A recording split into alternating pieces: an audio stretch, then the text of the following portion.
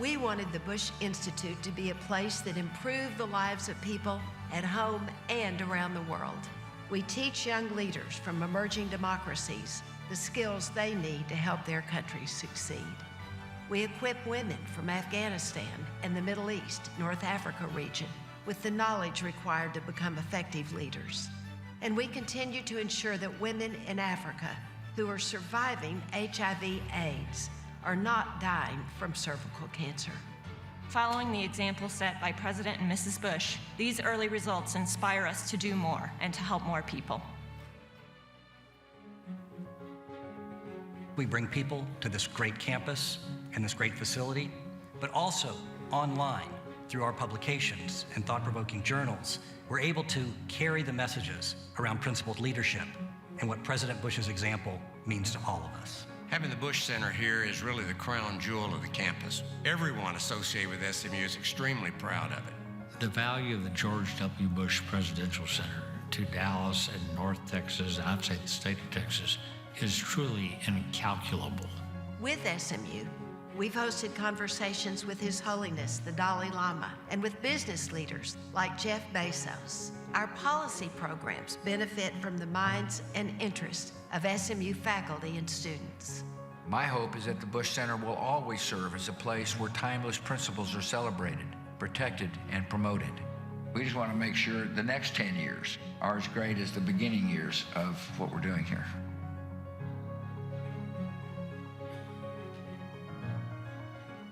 Ladies and gentlemen, please welcome the President and CEO of the George W. Bush Presidential Center, Ken Hirsch. Good evening and welcome to Engage at the Bush Center, presented by Highland Capital Management. I'd also like to welcome all the people on our live stream who are watching online.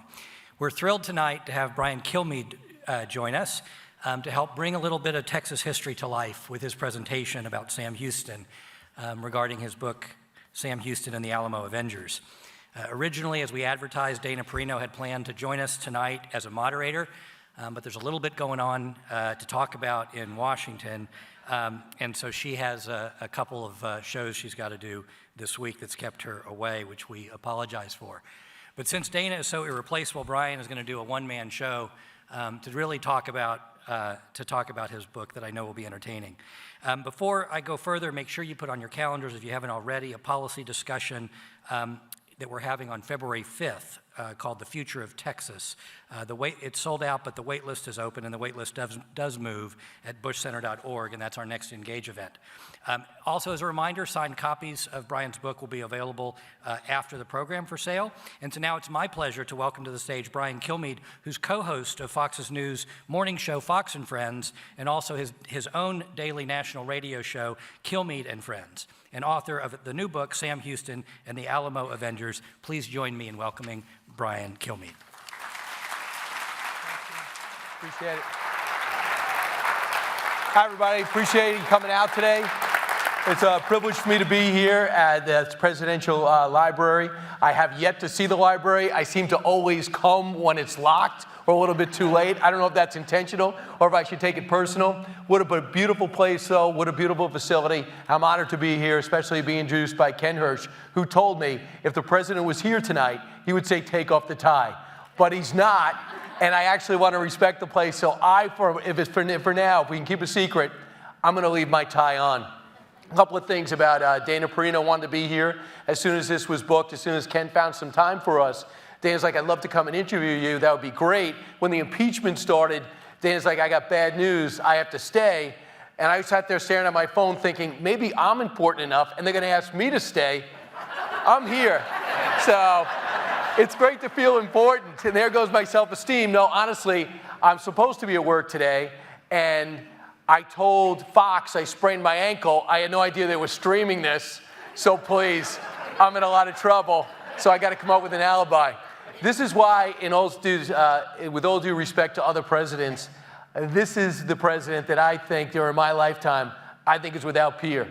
If you look at his book that he wrote, if you understand what he was up against, the humility in which he showed, and I've had a chance to see it, and for some reason he said yes to my first book, The Games Do Count. because I wanted to find out from his dad and from him and from people like Gerald Ford and Jack Welch what they did in sports that shaped their lives. If you don't go pro, is it worth it? And he said, I got a story to tell, and let's do it. And I couldn't believe it. I get invited to the White House, and I get the story. And he said, you know, around 9th, 10th grade, my dad was a great player. I felt the pressure of my dad being his dad. And then he's a great baseball player. And when all the other kids went to camp, he didn't go. He did other things, went to baseball camp and went for the extra training. But he said, I never reached my potential. I got to college, played a year, but that was it. But when it came to rugby, I said, Mr. President, what do you think? He goes, I can't talk about it. I go, why? He goes, you can call one of my teammates. I go, really? So I called his teammate. You know why I didn't want to talk about it? Because he was really good. And President Bush does not like, and the Bushes just don't like saying great things about themselves. Look at me. And I had to get from his former teammate, his longtime friend, what a leader he was as a rugby player. And that's the type of person he is. The other thing I like to do is talk to you about how he affected my life, and then I'll get to history. After being invited and getting to know the president, being invited for some key interviews, he also asked me to call his last T-ball game with Tim McCarver. And which was a lot of pressure because, you know, those kids want you to get it right. If you screw up a T-ball game for a 4-year-old, especially their pronunciation, and soon they're going to learn to spell, there's a lot of pressure on you. But my daughter at the time was 3.5, and we were taking a tour of the White House, and all of a sudden they told you to get out because the president was landing. He was coming back from a G7 or a G8. I forgot if we were talking to the Russians or not. And they go, you got to leave. I go, why? The president's landing, so we had to leave. And then we come back, and the president came out to golf at like 7 o'clock at night. And we're sitting outside the Oval Office, and he looks over, and he waves to my daughter. And my daughter waves back. So a year goes by, and I'm calling his T-ball game in his final year. And my daughter's with me, walking up. He goes, Dad, I wonder if he's going to remember me. What are you talking about? He goes, he waved to me that day. I wonder if he's going to remember me. This is how tight the Bush staff is. They're listening to this conversation. They get word to the president. When he finally comes to meet my family after, he walks right by us and goes, Katie, I remember you from that day when I waved to you. And she goes, I told you. Totally true story. And my daughter looks at me then, and then she goes to kindergarten, and she said, Dad, we need a secret reader to read to the class. And I go, well, I'd have to take off. He goes, no, I don't want you. Can the president? I know he likes reading to kids because he remembers him reading that day on 9/11. So I go, listen, I believe it's a work day. So she had to settle for me. But I always knew it was second best. But this is a little bit, I want to talk about the country, but this is a little bit about our past. After he left, he allowed me to come golf with him, and I'm beyond terrible. I almost killed him once because President Bush doesn't like to wait for the next guy to shoot, so he tells me to go ahead. I told him, I'm not very good. He thought I was exaggerating. Little does he know, I wasn't. I almost killed him. But I have a chance to do that and to be with a guy that matters so much, who accomplished so much, has such great humility, and brings the country together. When he can hang out with Bill Clinton and President Obama, knowing the stuff that they said about him, and he puts it behind him, I think we could all learn from that. And that's why when I say I'm happy to be here, I'm beyond happy to be here. This is a bucket list thing. So every day I have a chance to talk about the news, but I have a passion for history. I don't golf, and the president now knows, believes me, takes me on my word. I always read history books. And I got this story in 1989 of them drawing this line on the road, and I asked these guys in dungaree jackets, why are you doing this? I thought a machine does that. I saw city workers do that, and they said, they do. This is going to wash off. This is to announce it's been 200 years since Washington came by to thank his spies. And I go, what are you talking about? And for 15, 20 years, I studied this. I could not believe that this happened. And it was top secret till 1930, not really written about till 1935, but because of the Depression and this thing called World War II, no one really focused on, did George Washington have a spy ring? But without it, we don't win the war. Those aren't my words. Those were General and President Washington's words. And he kept their identity. Most of them he never met face to face, but he also kept their letters. They wrote in invisible ink. They had encryption. They had, instead of names, they had numbers. You could read their encryption and not get past 2 words, have any idea what they're talking about. They knew if they were caught, they died. Now, if I tell you that George Washington won the Revolutionary War, you go, of course, he's on the side of a mountain, a brilliant leader, a once-in-a-generation man. True. But what if I told you that a longshoreman a bartender, a printer who was a journalist, a socialite, a shopkeeper would combine efforts in order to, for 3 years, get messages about the British troops to Washington to stop the giveaway of West Point, to stop a counterfeit ring, to get the naval codes to the French to stop the British in the Battle of Yorktown. That's what those guys did for 4 years, and they knew if they were caught, they died. How did they know? This guy named Nathan Hale, a well-meaning school teacher who missed the Battle of Bunker Hill and said, I want to do something. The president said, well, I need some spies on Long Island where the British are encamped. They go, I'll do it. What's the problem? He didn't know what he was doing or where he was going. He got caught and hung on 66 and 3rd. And the message was, you spy, you die. And they still did it. And that's why the people in this audience matter so much. The people watching around the country matter so much. Because America, yes, we have founding fathers. Yes, we have great presidents. But they all know they are nothing without so-called average, everyday American people doing extraordinary things, never getting the fame or acclaim they deserve, nor do they seek it. Because without us, America is not America. We live for the opportunity to pursue success and happiness. We don't want it guaranteed. We just want to compete. And that's the message of this. And that's why it was so popular. There's a reason why it's popular. Number one, you get the word out on Fox, it's great. Number two, I'm very cute. And number three, people love American stories they can relate to. So I was done. You know what they say? I did stand up for a while, and they say, listen, if you're doing a set, and for some reason you get an extraordinary laugh before you finish, get off. You're never going to beat it. Don't try to finish your act. So I go, good night, everybody. I could do more, but I got to go. They don't know I studied it for 20 years. So they go, well, Brian, what are you passionate about? I go, well, I'm passionate about the war on terror. After 9/11, the whole backdrop of them bombing our embassies, doing nothing, of them bombing the Khobar Towers, are doing nothing, after taking out the Kolan, are doing nothing, and then 9/11 happens, and they go, why didn't you do anything? I thought, wait, what is their problem? And anytime people wrote with perspective on the war on terror, they talked about what Jefferson did. And Jefferson took on Islamic extremism. 1786. We didn't have a president, but we had our first enemy. 4 Islamic extremist nations. The Muslim people were great. The leaders were terrible. The pirates they basically were the economy. They would take merchant ships hostage. They would take their guys and put them in prison and enslave them, ask for ransom in return, obviously take their cargo. What does America have? All we have is merchant ships. We're missing a navy. We're buried in war debt. We need to get to the Mediterranean. They are our best customers. What are we going to do? Well, you got Jefferson in France, Adams in England, and you got Tripoli, which is the main culprit. Shocker. Libya now, along with Morocco, along with Tunisia, along with Algiers, which is Algeria, they were the ones combining efforts to terrorize Europe. And guess what Europe was doing? Russia, the UK, Spain, Netherlands. Okay, we'll pay the money, just let us through. What's America doing? Well, what did Jefferson say? Jefferson goes and meets with the ambassador with Adams. And they say, oh yeah, we just want to explain to you, you got a problem with these European nations. We're brand new, we're America. We want to start with a clean sheet. We just beat Britain. We just want to get over it. And they say, fine, it's going to cost you 3 times as much. And if you want to get your guys back, here's the ransom. Jefferson looks at this and says, we can't pay this. Adams says, we can't fight him because we have to fight him. We have to fight him forever. Let me see, does that sound familiar? And Jefferson says, if we don't punish the first insult, more will follow. The world is watching. Who's right? They're both right. What are we experiencing now? The same thing. What do people understand? Sadly, direct power. So Washington becomes president. He brings both guys in. He says, here's my problem. My guys are still being held hostage. Every other merchant ship's being captured. How do I handle this? Adams goes, you can't fight him. We don't have the Navy. And Jefferson says, you got to fight him. So he makes both men happy and unhappy. He tells Jefferson, I'm going to build 6 ships. He tells Adams, I'm going to pay the money. They borrow the money, they make the payments. Jefferson goes, listen, they're going to ask for more. They're going to start doing it again.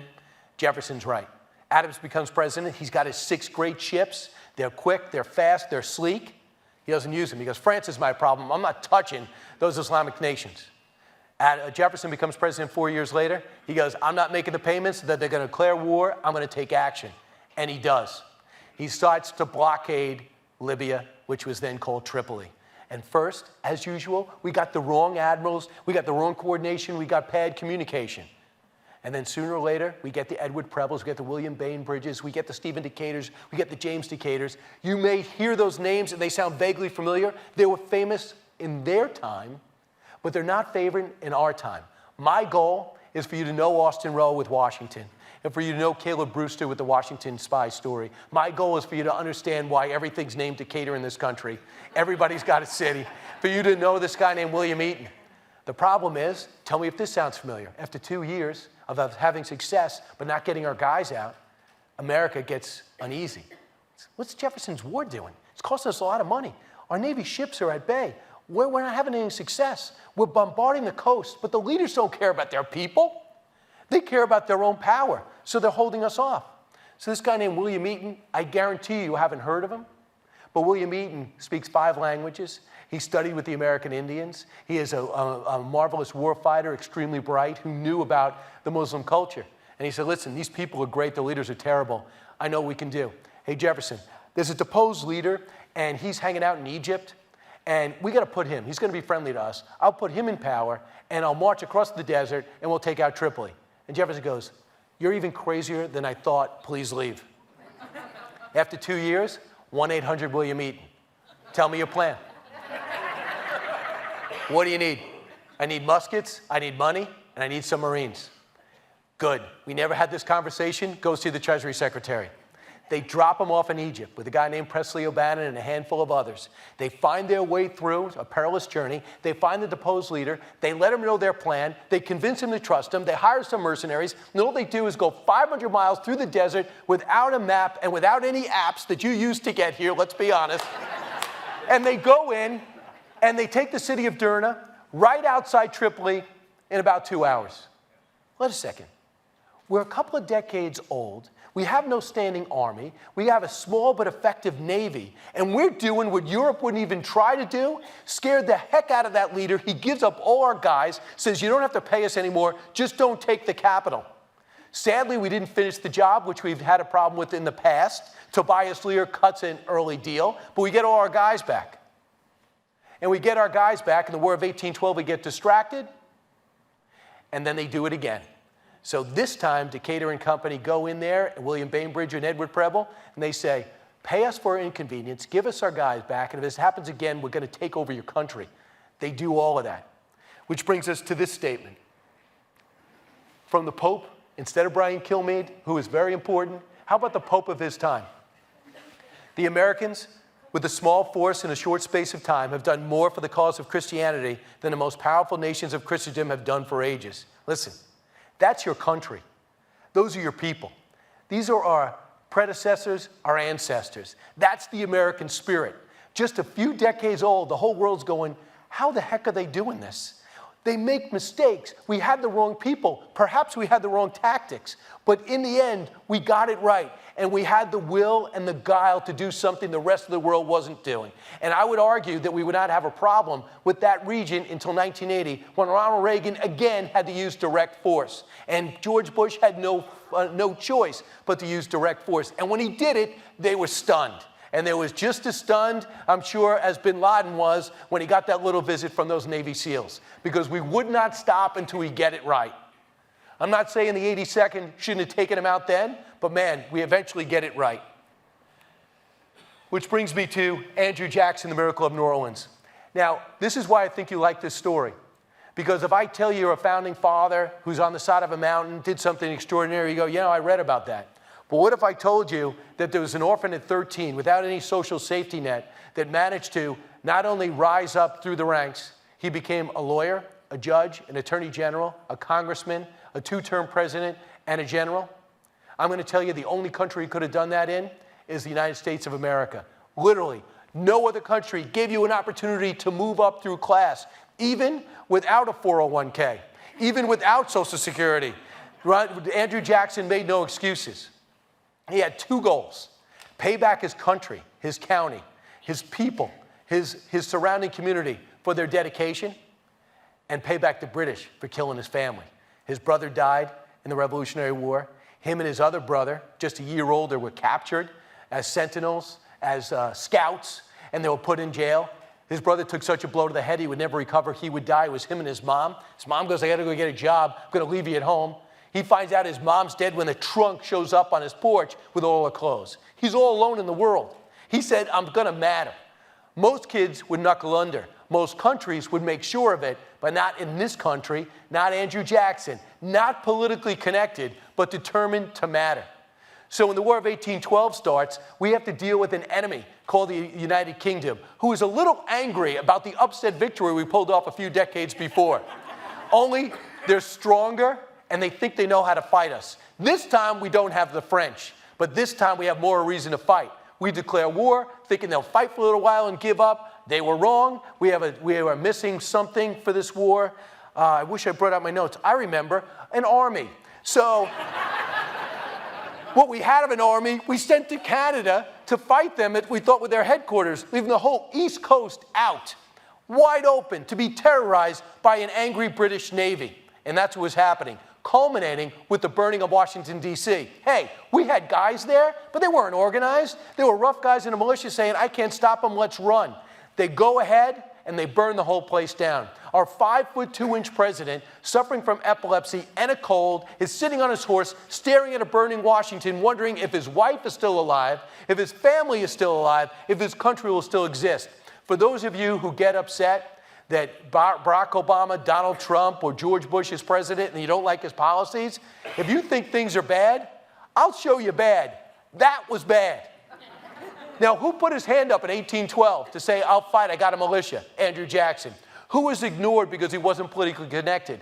Andrew Jackson. But when James Monroe takes over Secretary of War, he says, Andrew Jackson, you're getting the ball. And he says, I know exactly what to do. After we stood up in the Battle of Baltimore, because America always eventually gets it right, we realized you can't sit on the sideline and say, be a guy against war because our country was on the clock. We rallied. We stopped at Baltimore. We write the national anthem. Okay, can't want to lift. Just want to make sure you're paying attention. We kind of do.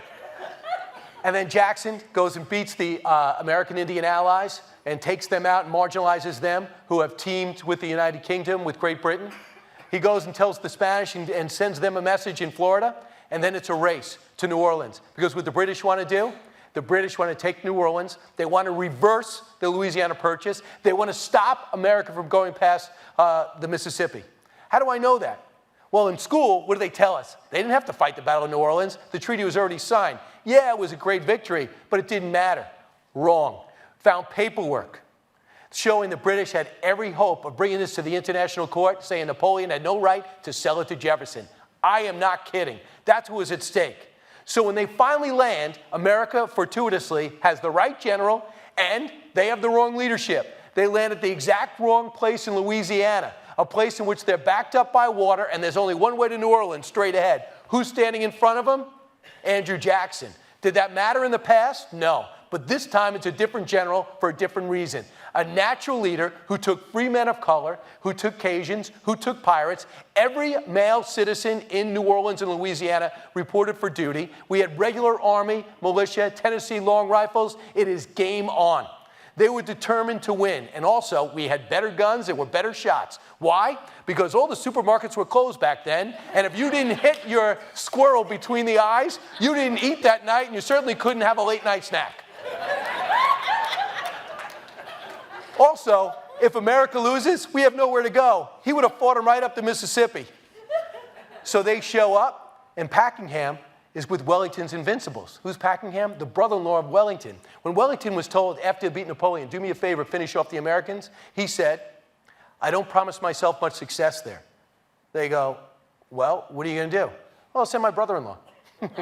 And that's who he is. That's his brother-in-law. So they send his men who defeated Napoleon, and they got to wipe out the Americans. And why not? They've had success all other places when we squared off with them.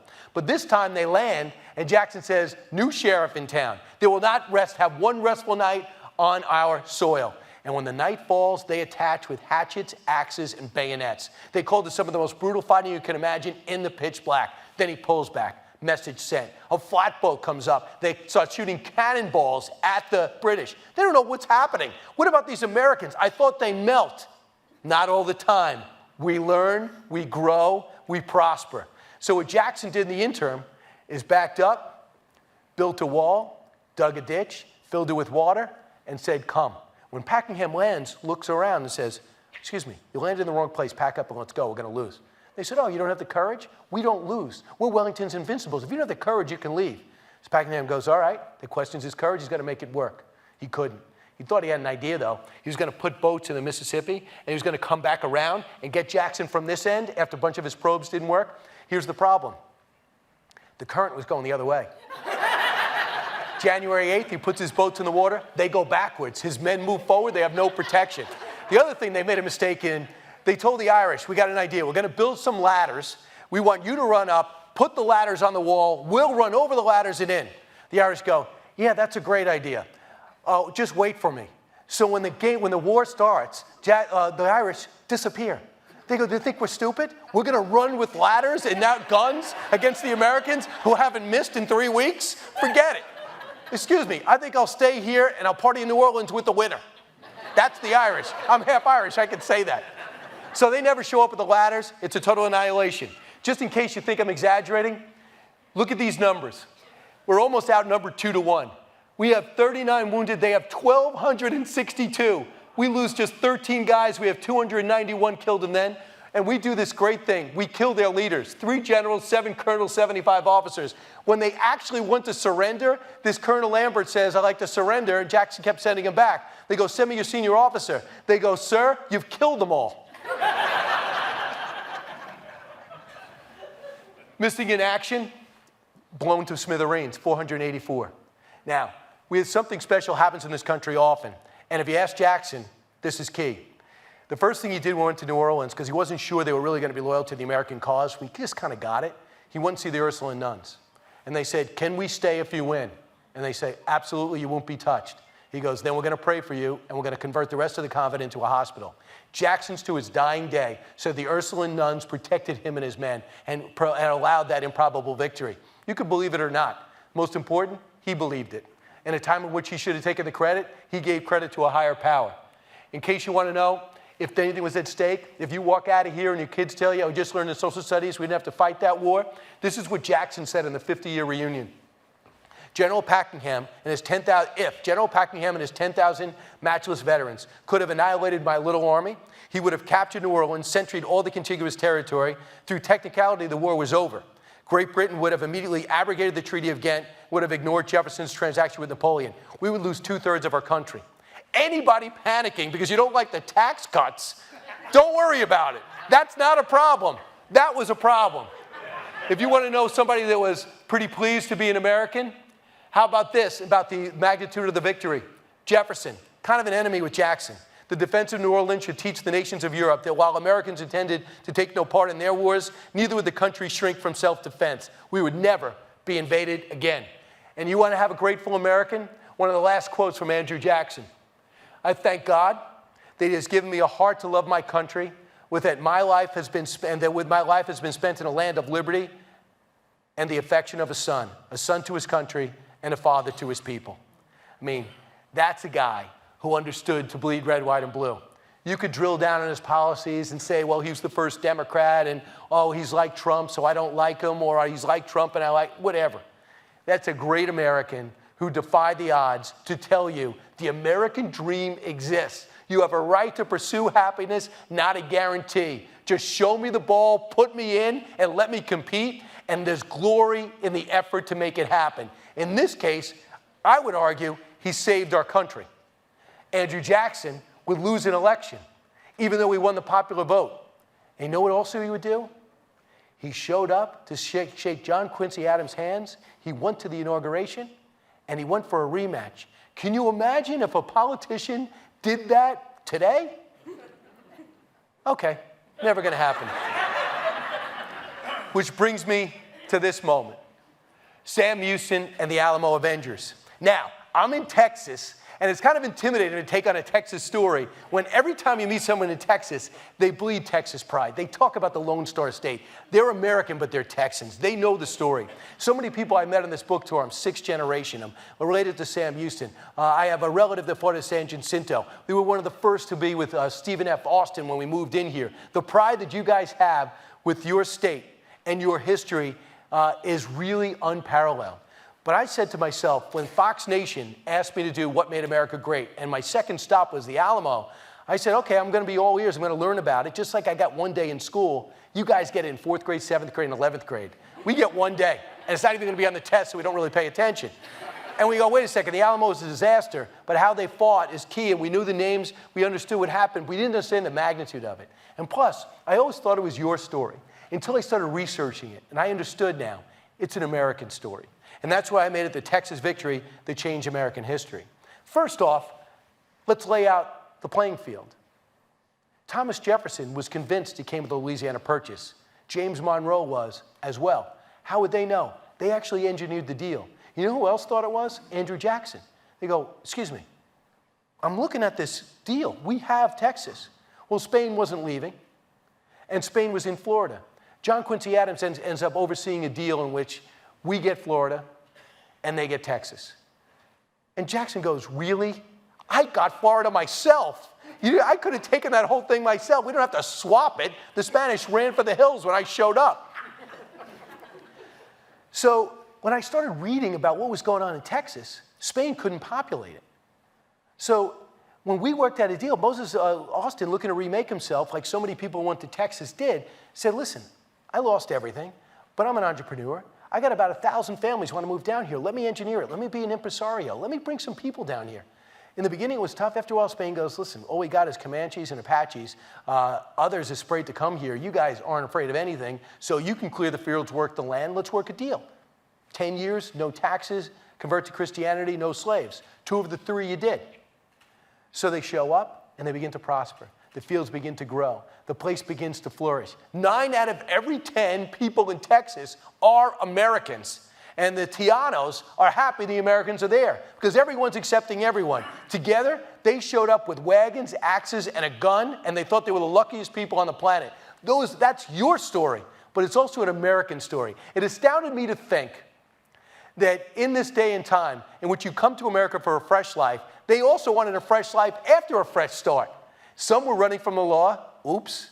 Others were running from marriages that just weren't working out, didn't want to go to counseling. But when Santa Anna said there's a new sheriff in town and the rules are going to change, that was fighting time. Because in 1824, they wrote a constitution Texans can deal with.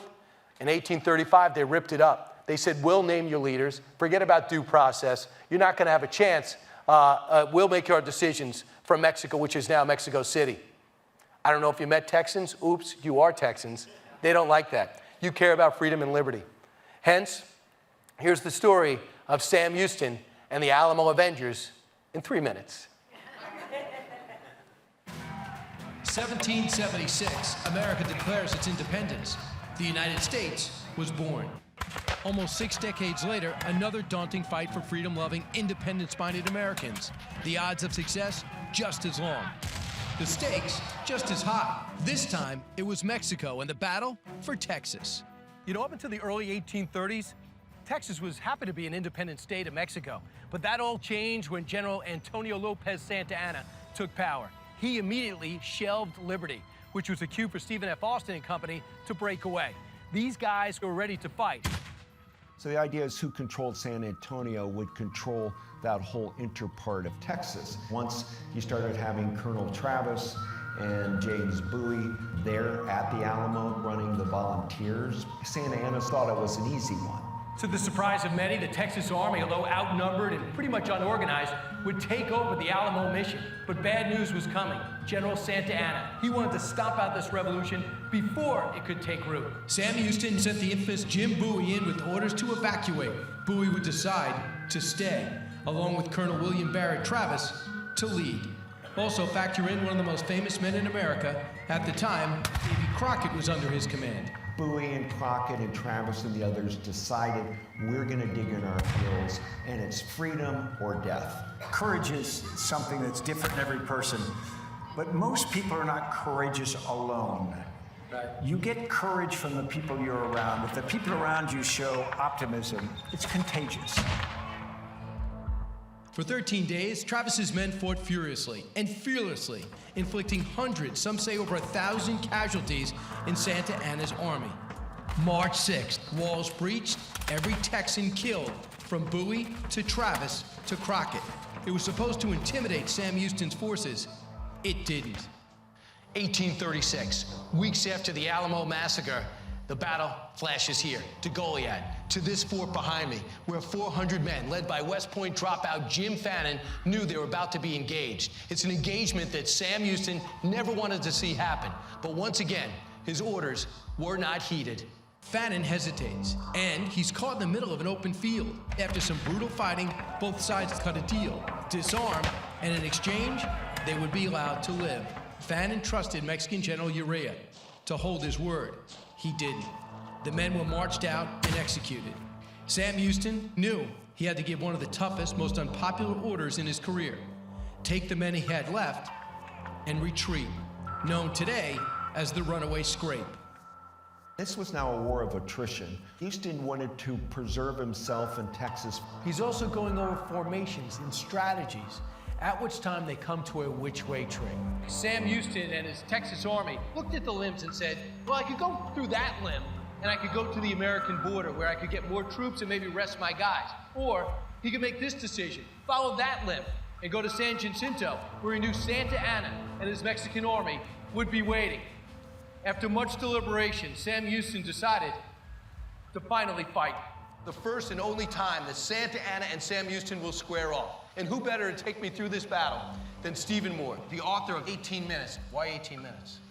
That's the amount of time it took for the Texans to overwhelm and completely surprise the Mexican army. It went on for another 2 hours, but 18 minutes is the time it took to achieve total victory. Wait a second. The group that got annihilated at the Alamo got massacred at Goliad. Takes 18 minutes to defeat Santa Anna right here? They achieved the ultimate surprise. It's the most lopsided victory probably in American history. Sam Houston led the Texas fight for freedom. His army's courage, resilience, and ultimate victory would change a country, and soon change the world. So that's your story, but it wasn't done yet. Because after the win, it was time to find Santa Anna. Now think about this. Sam Houston is leading his charge. When things started getting overwhelming, this fearless general dressed like a peasant and tried to disappear and pretend to be somebody else. When he was caught by chance and brought back in because they didn't quite believe his story, and then in the camp, they started going, as soon as he showed up dressed like a peasant, his men recognized him and started saying, Your Majesty, your hero, salute him, and they said, I think I got Santa Anna. So here is Sam Houston, who led the charge, got shot off 2 horses, and then the third time got shot in the ankle. He's recovering at the tree, and they bring Santa Anna to him. Now, in the back of his mind, he knows some of his best friends were killed in cold blood at the Alamo. In the back of his mind, he got word that West Point dropout Jim Fannin, who disobeyed his orders to leave the fort, was duped into giving up and told he would be allowed to go home and save his men. Instead, he was killed in cold blood, marched out duplicitously.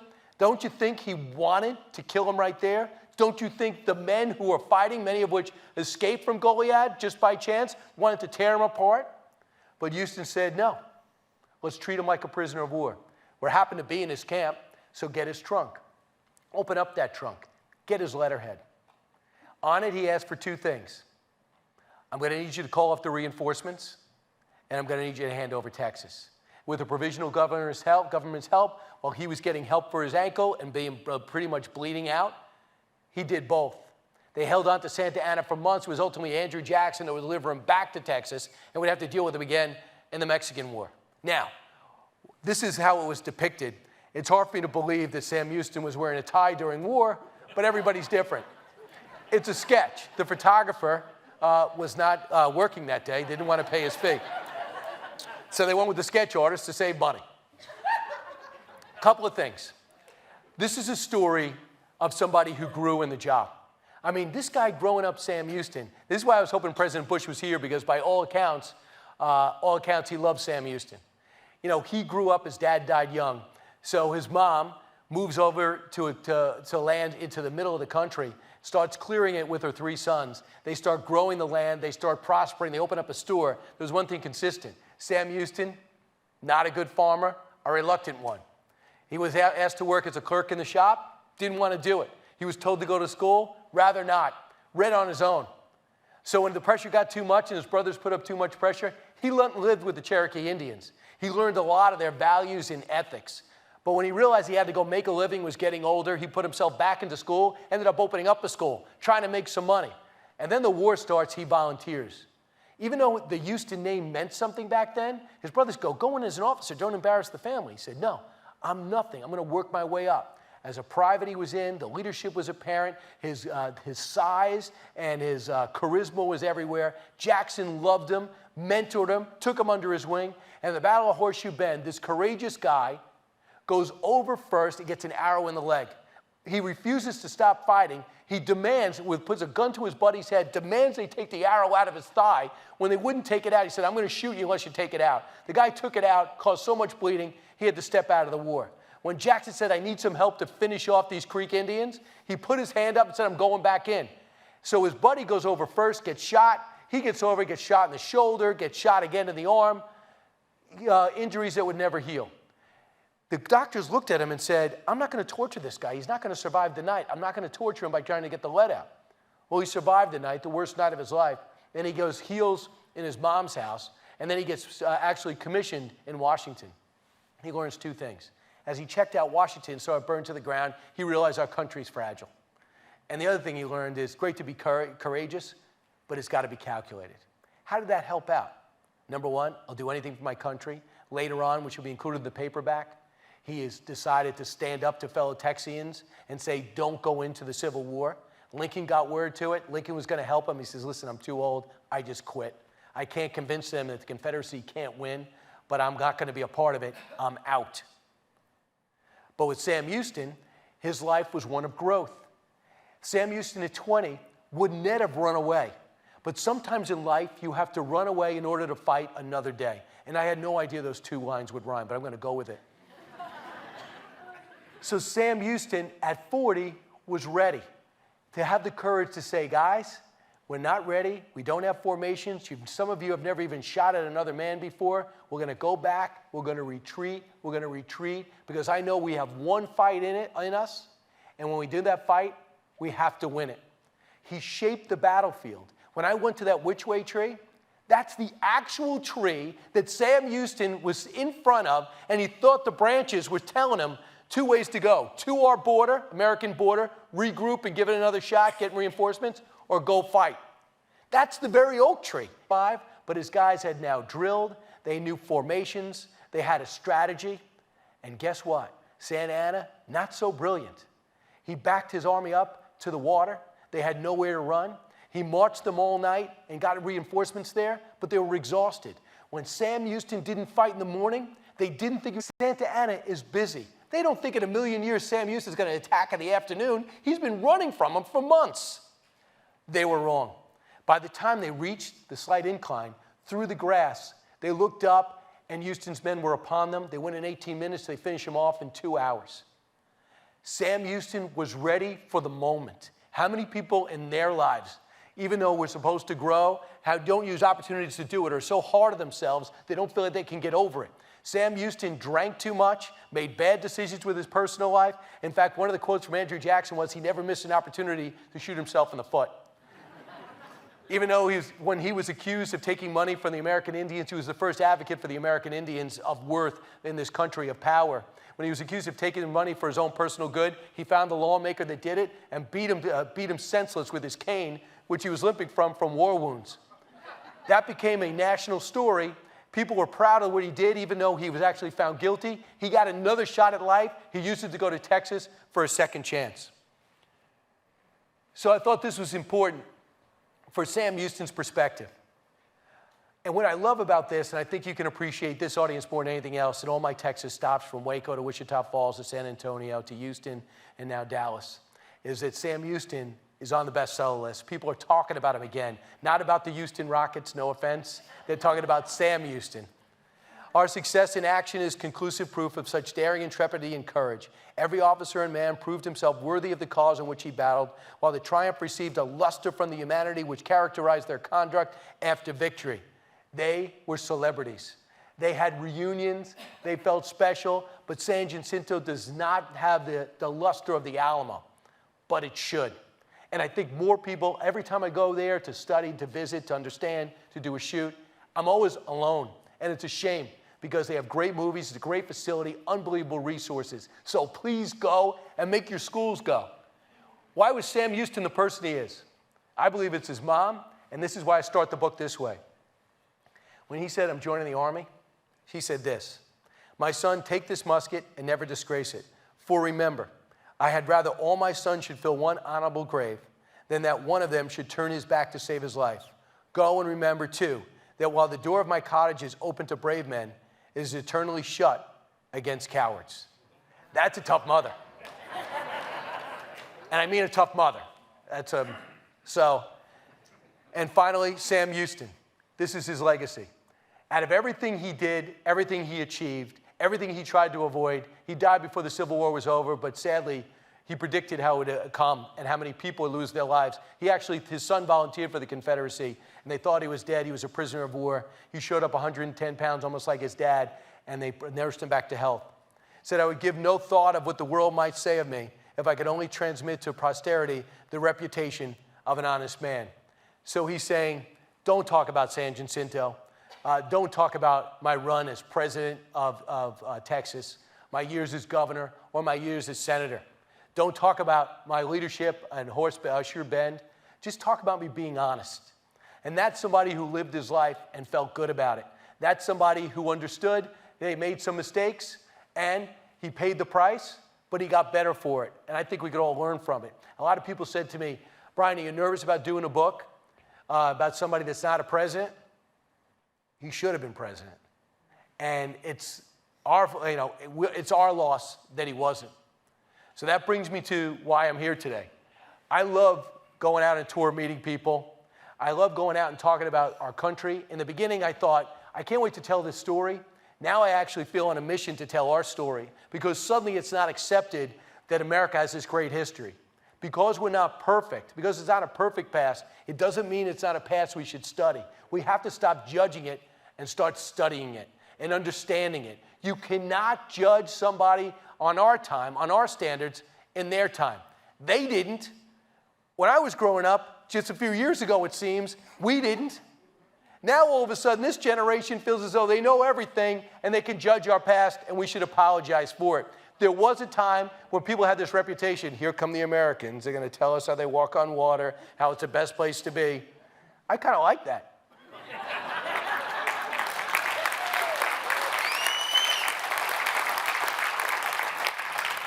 Now we have, well, I apologize, yeah, we kind of sold this land and we shouldn't have Texas, we shouldn't have the Louisiana Purge, we shouldn't do that. Really? Your lives would not be the same. You don't understand. Our forefathers didn't guarantee us anything. They guarantee us the opportunity to pursue success and happiness, whatever that may be, while still working and pulling your weight for the red, white, and blue for the United States of America. That's the way it is. And that's where we got to rediscover it. So if I can do that 300 people at a time, or 100 people at a small bookstore in the middle of Texas or in the middle of Virginia, I'm all for it. And what I'm getting to is, when I saw the curriculum that my kids were looking at, I decided to homeschool. And I can't tell you how many group sales go to homeschool societies because they want to tell this story. The one thing I can tell you is this stuff has been verified. There's no hyperbole. It is not fiction. It is nonfiction. This happened.